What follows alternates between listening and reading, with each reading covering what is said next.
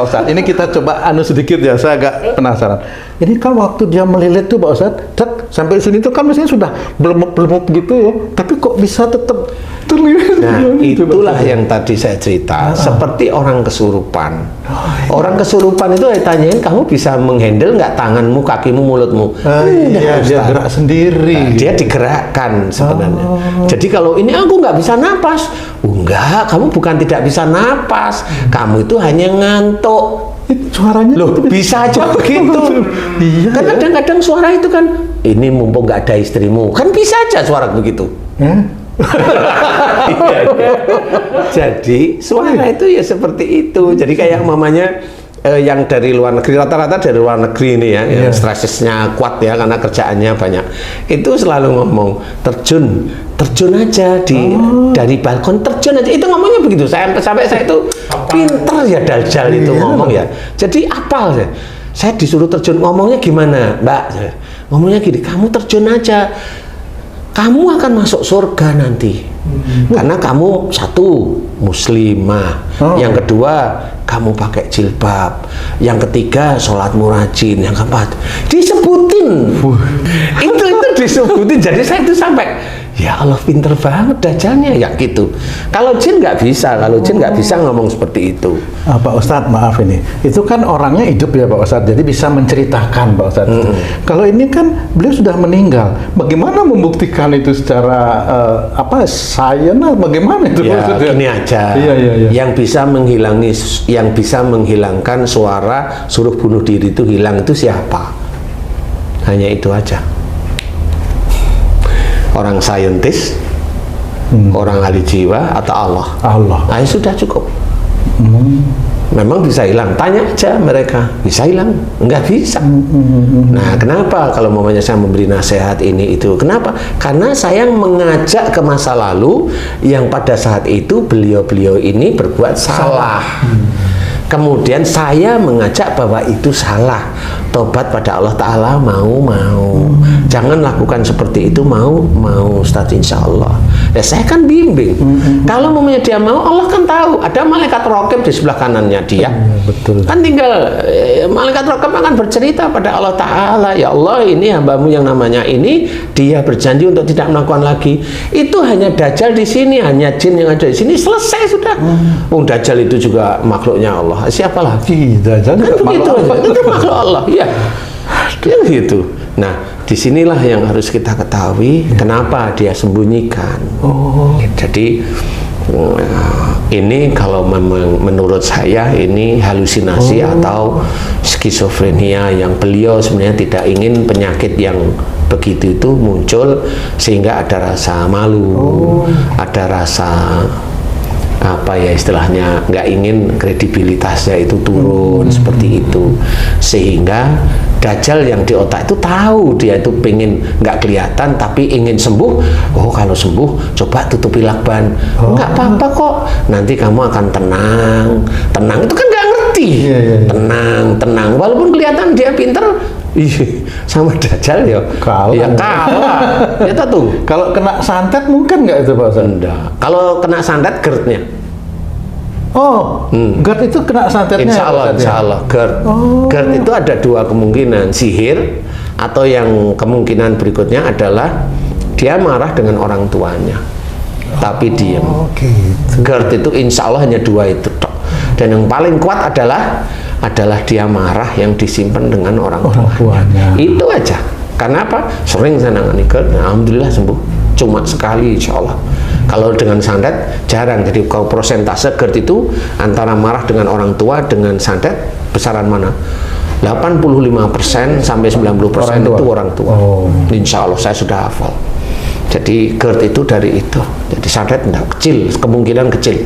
Apalagi dia masih muda, kecil. Kalau GERD di usia dia itu umpamanya di tua ya di atas 50-an, nah baru itu bisa dari teman kerja ini. Ya umurnya 39 tahun. Belum ada 45. Belum, nah, kan berarti sudah kunci. Insya Allah beliau pasti pernah jengkel dengan salah satu orang tuanya di sini. Insya Allah seperti itu. Kalau GERD dengan skizo bisa berhubungan Pak Ustadz? Ya nggak ada. GERD itu daerah sini, skizo itu dihack Jadi pikiran, Beda ya, Pak Ustadz. pikiran, telinga itu dihack, gambaran-gambaran di situ itu dihack semua. Jadi itu bisa digambarkan, orang itu bisa digambarkan oleh Dajjal. Jadi insya Allah bisa aja menurut saya ini itu halusinasi atau skizofrenia yang disembunyikan sejak lama. Jadi kalau saya cara melihatnya di medsosnya, kalau beliau punya medsos, diamati kalimatnya. Nah itu di situ titiknya. Insya Allah hanya itu aja. Ya memang sih di medsos itu juga ada curhatan-curhatan juga Pak Ustadz yang tentang keluarganya dulu bagaimana sehingga dia mengalami kok nggak bisa nemenin waktu putra pertamanya lahir seperti itu Pak Ustadz. Iya, ya itu tekanan. Karena dia momennya nggak bisa menemani karena ditekan sama atasannya, minta izin, nggak boleh. Iya begitulah. Oh bisa. Iya bisa. Nah itu biasanya bisa aja orang yang kena skizo itu dari atasannya nggak bijak. Jadi atasannya menurut saya di hadapan Allah besok juga bertanggung jawab. Iya kan kalau memang dia orang Islam ya disuruh bertanggung jawab. Kalau ada yang bilang ini ada mafia karena dia kan membela itu. Enggak itu mau obrak-abrik aja kalau saya. Ini kan saya biasanya cara kerja teman-teman polisi itu kan begini, kemudian ada fakta seperti itu, sehingga kalau memang itu nggak bisa dikunci, nggak bisa dibuka dari luar, sudah insya Allah itu skizo. Sudah gitu aja kalau saya. Insya Allah ini skizofrenia aja, yang dimana ada menyembunyikan emosi yang kuat sekali. Emosi karena memang ada beberapa hal secara psikologis beliau itu tertahan, terkunci, istilahnya nggak bisa ngapa-ngapain, sehingga dia juga sebenarnya ada tekanan, sehingga ya begitulah ya, ada tekanan, kemudian enaknya gimana ya? Aku ingin bebas ya kadang-kadang. Aku ingin bebas dari ini, dari masalah-masalah begini-begini. Ingin bebas gimana ya caranya ya? Mau bebas, mau cuti nggak boleh, mamanya. Mau ini nggak boleh. Dan saya pengen bebas. Kamu mau bebas? Dia jawab mau. Itu yang terbaca itu oleh yang terbaca. Sudah, yuk kita bebas. Ini kan sudah malam. Yuk kamu ambil lakban. Itu kan ada lakban tuh. Kalau lakban warna kuning itu ada hubungan ada tuh Pak Ustadz? Enggak ya? Oh iya. Kan ada yang banyak lah pendapat itu Pak Ustadz.